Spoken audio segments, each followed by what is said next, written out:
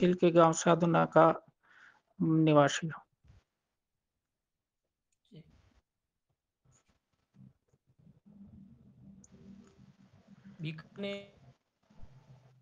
बीकानेर जिले की वर्तमान साक्षरता दर कितनी है? जी सर, बीकानेर जिले की वर्तमान साक्षरता दर 65.13 है। आपकी आवाज नहीं आ रही। जी सर, 65.13। अच्छा। अगर आप बीकानेर से कोटा के लिए जाते हैं जी सर। और आप ऊपर की ओर बढ़ते हैं राजस्थान के किनारे किनारे, तो किन किन जिलों से होकर गुजरना पड़ेगा? जी सर, बीकानेर से कोटा जाते हुए मुझे जिन जिलों से गुजरना होगा उनके नाम है नागौर, अजमेर और भीलवाड़ा एवं कोटा।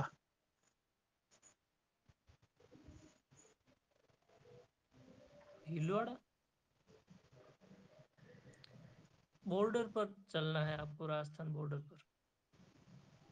बॉर्डर पर चलना है। जी। जी सर, मुझे राइट साइड चलना है या लेफ्ट साइड? हाँ, आपको राइट साइड ऊपर की तरफ गंगानगर की तरफ चलना है। जी सर, फिर मुझे बॉर्डर बॉर्डर पर कोटा जाना है। जी सर। हाँ, बीकानेर से मैं गंगानगर, उसके बाद हनुमानगढ़, झुंझुनू, फिर सीकर और सीकर के बाद अलवर, अलवर से भरतपुर, धौलपुर और सवाई माधोपुर, करौली और कोटा।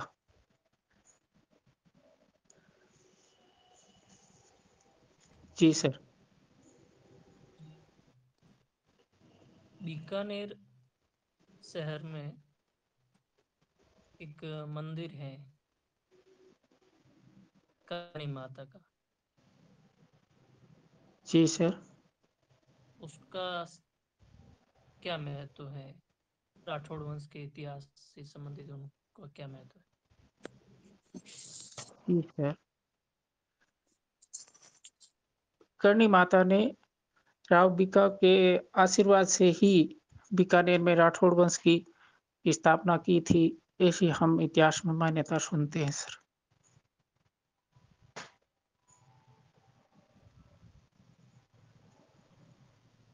बीकानेर राज्य के संस्थापक थे,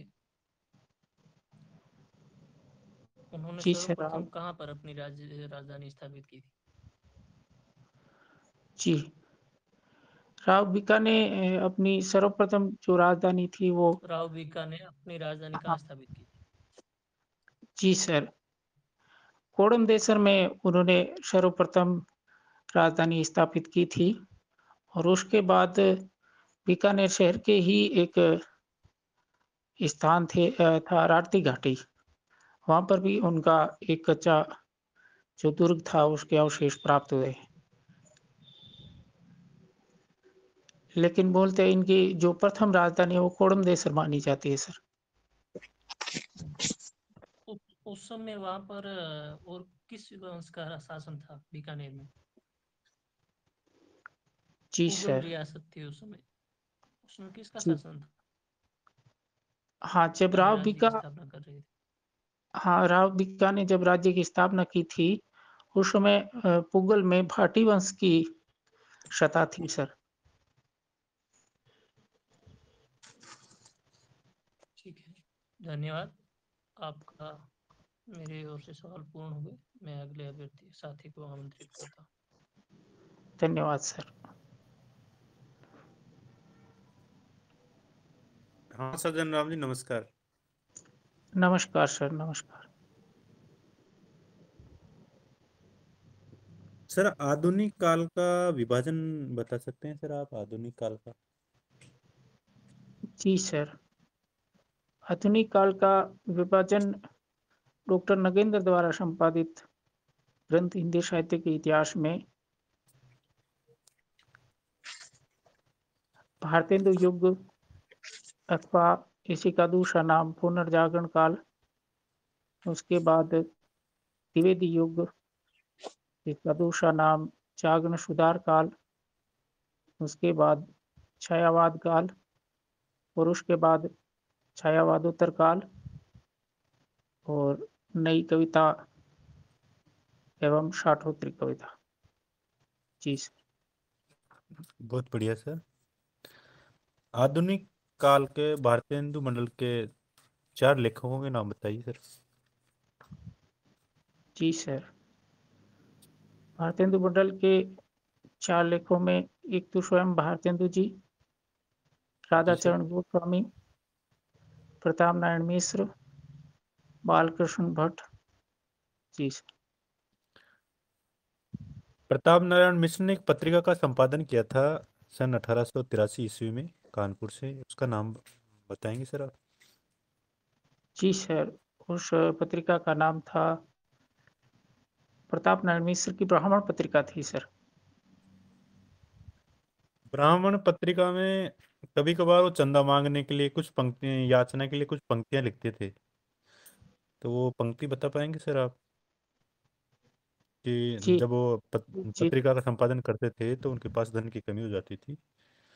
जी सर, उन्होंने लिखा था कि 8 मास बीत गए जजमान, अब तो करो दक्षिणा दान। बहुत बढ़िया सर, बहुत बढ़िया। जागरण सुधार काल की प्रमुख प्रवृत्तियां बताएं सर, जो द्विवेदी काल है जी जी उसकी जी प्रमुख प्रवृत्तियां। जी, द्विवेदी काल की प्रमुख प्रवृत्तियों में हम मूलतः ये ले सकते हैं कि खड़ी बोली का गद्य और पद्य दोनों में ही प्रयोग होने लगा था और भारतेंदु काल में जो राजभक्ति और राष्ट्रभक्ति साथ साथ चलती थी, यहाँ पर पूर्णतः हमें राजभक्ति परक ही रचनाएं देखने को मिलती है और सरल सहज भाषा में देश की जनता को अपने अतीत और वर्तमान से साक्षात्कार करवाने के लिए रचनाएं लिखी और भविष्य में अपनी देश की आज़ादी के लिए तन मन और धन से सहयोग करने का आग्रह किया गया था। बहुत बढ़िया सर। जी द्विवेदी युग में सरस्वती पत्रिका का क्या महत्व है? सरस्वती पत्रिका को अपन द्विवेदी युग में पढ़ते हैं तो इसका क्या योगदान है सरस्वती पत्रिका का? जी सर, द्विवेदी काल में सरस्वती पत्रिका का हिंदी साहित्य और अन्य ज्ञान विज्ञान के प्रचार प्रसार में बहुत बड़ा योगदान था और उस काल में किसी भी लेखक या कवि की कोई रचना अगर सरस्वती में प्रकाशित हो जाती थी तो वो समस्त हिंदी क्षेत्र में लोकप्रिय कवि के रूप में प्रतिष्ठित माना जाता था। बहुत बढ़िया सर। द्विवेदी युग में एक रामकाव्य लिखा गया है साकेत, मैथिली शरण गुप्त जी का, तो उसके जी कुछ प्रमुख पद सुना पाएंगे सर? गुप्त जी के द्वारा या गुप्त जी के कुछ प्रमुख पद सुना पाएंगे सर? हाँ, गुप्त जी के साकेत से तो अब याद नहीं कर पा रहा हूँ। भारत भारती जी सुना दीजिए, यशोधरा से किसी से भी। हाँ, भारती का रोला छंद का एक पद है। नीलांबर परिधान हरित पट पर शोभित है, सूर्य चंद्र युग मुकुट मेखला रत्नाकर है, बंदी जन खग वृंद शेष फन सिंहासन है। जी सर। बहुत बहुत बढ़िया सर, बहुत बढ़िया। हिंदी में खड़ी बोली के अंदर छायावाद एक महत्वपूर्ण काल है, स्वर्ण काल है, तो इसको स्वर्ण काल हिंदी की खड़ी बोली का क्यों कहते हैं सर? इसका क्या योगदान है छायावाद का? जी सर, छायावाद से पूर्व जो हमारा अपना हिंदी साहित्य में द्विवेदी काल था, उस समय भाषा सिर्फ एक सरल सहज रूप में ही हमें देखने को मिलती है, लेकिन छायावाद में भाषा का जो कलात्मक रूप है वो हमें देखने को मिलता है। भाषा में व्यंजना, शब्द शक्ति और अनेक प्रकार के बिंब, प्रतीक, अलंकार, लाक्षणिकता, उपचार, वक्रता, ये सारी चीजें हमें छायावाद में मिलती है। इसी कारण छायावाद को खड़ी बोली हिंदी का स्वर्ण काल कहते हैं सर। बहुत बहुत बढ़िया सर, बहुत बढ़िया। आचार्य रामचंद्र शुक्ल छायावाद का प्रतिनिधि कवि किसे मानते हैं सर? जी सर, आचार्य शुक्ल छायावाद का प्रतिनिधि कवि सौमित्रानंदन पंत को मानते हैं सर। बहुत बढ़िया सर, बहुत बढ़िया। प्रगतिवाद का तत्कालीन परिप्रेक्ष्य में क्या योगदान है सर, प्रगतिवाद का? जी सर, प्रगतिवाद प्रगतिवाद में जो काव्य लिखा गया उसका उस तत्कालीन परिप्रेक्ष्य में क्या महत्व है? जी सर, हिंदी साहित्य में जब प्रगतिवाद लिखा गया उस समय देश एक विदेशी सत्ता के गुलाम था। तो उस समय इन शोषितों के प्रति सहानुभूति और जो लोग शोषण कर रहे थे उनके प्रति भयंकर आक्रोश का स्वर हमें देखने को मिलता है, जिससे जनता में इन विदेशी सत्ता के सामने लड़ने के लिए एक बल प्राप्त हुआ था। दिनकर जी लिखते हैं कि न्यायोचित अधिकार मांगने से न मिले तो ले लड़के तेजस्वी छीनते हैं समर को युद्ध में जीती आकी खुद मर के। तो मर मिटने के लिए ये साहित्य हमें सजग करता है कि देश की आजादी के लिए हमें मर मिटना चाहिए। जी सर। बहुत बढ़िया सर, बहुत बढ़िया। प्रगति काल में एक आधुनिक कबीर के नाम से भी जाने जाते हैं। जी सर, नागार्जुन को आधुनिक काल का कबीर कहते हैं सर। नागार्जुन में और कबीर में क्या समानता है सर कि उनको कभी आधुनिक काल का कबीर कहा? जी सर, दोनों कवियों में मूलतः समानता यही है कि जो समाज की विद्रूपता है, जो आडंबर है, थोथी नैतिकता है, इन सब चीजों के विरुद्ध उनकी आवाज बेबाक चोट करती हुई दिखती है हमें। यही मैं समानता मानता हूँ दोनों में। खरी खरी कहने में ये बिल्कुल संकोच नहीं करते हैं सर। बहुत बढ़िया सर, बहुत बढ़िया। कालिदास हो कालिदास, ये सर सुना होगा आपने, कालिदास हो कालिदास। जी ये सर, कविता सुना पाएंगे सर अगर आपको ध्यान हो तो? जी सर, माफ करें, मैं इस कविता को नहीं पढ़ पाया हूँ अब तक। जी सर, कोई बात नहीं। शिवमंगल सिंह सुमन, शिवमंगल सिंह हेलो सुमन प्रतीक। हेलो। जी जी सर। सर। हाँ सर, ध्यान समय हो रखिए गया कि तो। मेरे को आवाज नहीं आ रही थी इतनी देर से, समझ में नहीं आ रहा है क्यों। जी जी जी, समय हो गया सर, बिल्कुल आप पूछे सर। धन्यवाद मेरे ठीक लिए। सर, धन्यवाद सर, धन्यवाद। धन्यवाद। सज्जन राम जी। जी सर। अद्भुत रस का, अद्भुत रस को परिभाषित करते हुए उसका कोई एक उदाहरण बताइए। जी सर, काव्य में वर्णित रचना को पढ़कर हमारे मन में अद्भुत का स्थायी भाव सर याद नहीं कर पा रहा हूँ। जब जागृत हुए तब वहाँ अद्भुत रस होता है, और जिसका उदाहरण है हरिमुख में अखिल भुवन अलखी मातु पुलकित लोचन, इस तरह से है सर। पूरा याद नहीं कर पा रहा हूँ मैं। नहीं, इसका आपको भाव तो मालूम होगा, तो इसमें आलम्बन कौन है, आश्रय कौन है? जी सर, इस पद में आलम्बन भगवान कृष्ण है, या बाल कृष्ण कह सकते हैं अपन, और आश्रय माता यशोदा है।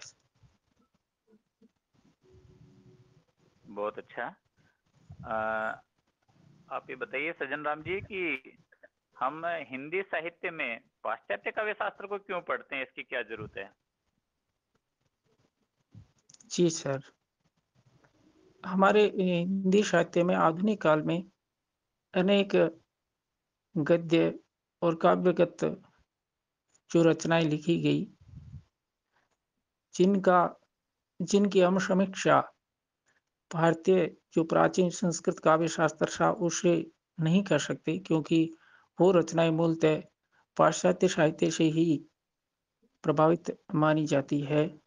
जिस प्रकार उपन्यास, आधुनिक कहानी, रिपोर्टाज, ये जो रचनाएँ हैं या रचना की विधा है, इनकी हम समीक्षा पाश्चात्य काव्य शास्त्र से ही कर सकते हैं। इसलिए अच्छा। हमें जी, जी, जी, जी। बिल्कुल, मैं समझ गया। आप काव्य की आत्मा किसको मानते हैं? जी सर। मैं आचार्य मठ की मान्यता से सहमत हूँ, जिन्होंने काव्य का सकल मूलीभूत प्रयोजन आनंद, उपलब्धि और आत्म शांति को माना है। जी सर, इस मान्यता से मैं पूर्णतः सहमत हूँ। कुछ विद्वान ये मानते हैं कि काव्य की आत्मा रस है, तो आप इससे सहमत क्यों नहीं? जी सर, इस मान्यता में रस समाहित हो जाता है। आनंद, उपलब्धि और आनंद का ही अन्य नाम हम रस कह सकते हैं सर। अब आप काव्य की आत्मा रस से भी सहमत हैं?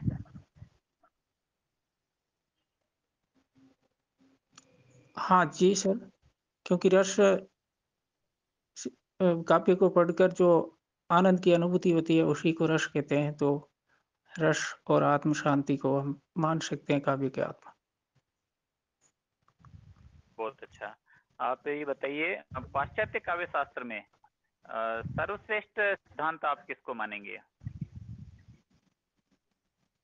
जी सर, पाश्चात्य काव्य शास्त्र में किसी एक ही सिद्धांत पर तो संपूर्ण साहित्य का हम विवेचन नहीं कर सकते।